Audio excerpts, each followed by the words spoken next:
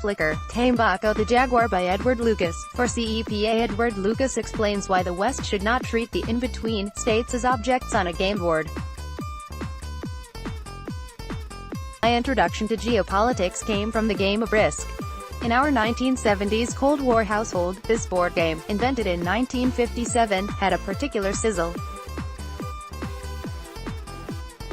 The board features an outsized Ukraine, stretching from the Arctic to Central Asia, and territories called Irkutsk, Kamchatka, Siberia, Ural, and Yakutsk in the area then occupied by the Soviet Union.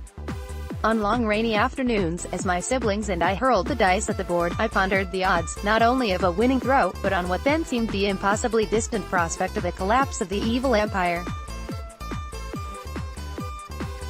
But moving armies around the board gradually palled. The great power's success rested on luck and skill, not ideas. Alliances were based on short-term tactics, rather than values. And all conflicts were zero-sum games. You could conquer the world, but not make it better. The more interesting questions, I reckoned, were what did people want, why they wanted it, and who was stopping them from getting it. The answers to that lay in books, not board games, and, as soon as I was old enough, in travels behind what was then the Iron Curtain. I suspect the authors of a new paper on European geopolitics published by the RAND think tank and edited by Samuel Charap, an Obama administration State Department official, would be excellent Risk players.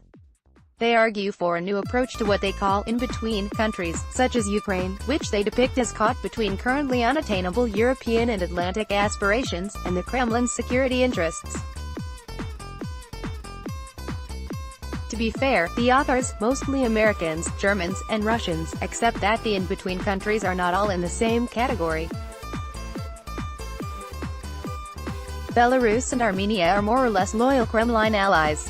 Georgia and Ukraine are in a quite different category, and Azerbaijan is different in another way, as is Moldova. They also decry any talk of a grand bargain between East and West. Their main argument is for small steps, confidence-building measures, and efforts by all sides not to make matters worse. But their study has the same flaws as does Risk. For a start, it assumes moral equivalence between all parties.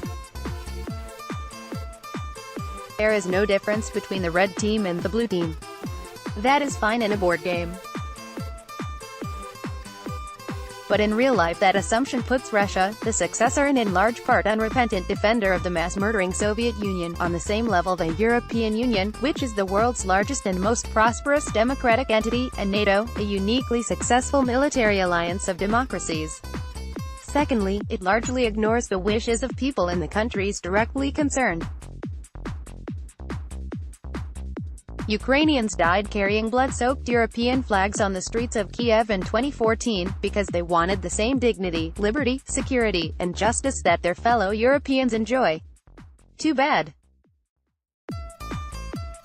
The word Maidan, which epitomizes that glorious idealistic insurrection, appears only once, in a timeline which dismisses Ukraine's foreign policy as a chaotic and unsustainable attempt to balance the West and Russia. This leaves no room for Ukrainians' own views of, and struggle against, their corrupt, oligarchic, and often treasonous political rulers. Any discussion of regional security has to start with the who wants what questions that perplexed me as a teenager. Ukrainians and others yearn to be part of the West. For entirely understandable reasons, the Kremlin wants to stop them for deplorably selfish, imperialist reasons. Come to think of it, the Russian leadership's ruthless, zero-sum thinking probably makes them good Risk players. Perhaps they should invite Mr. Charap and his co-authors round to the Kremlin for a game. But not, please, at the expense of real countries and real people. By Edward Lucas, for CEPA Europe's Edge is an online journal covering crucial topics in the transatlantic policy debate.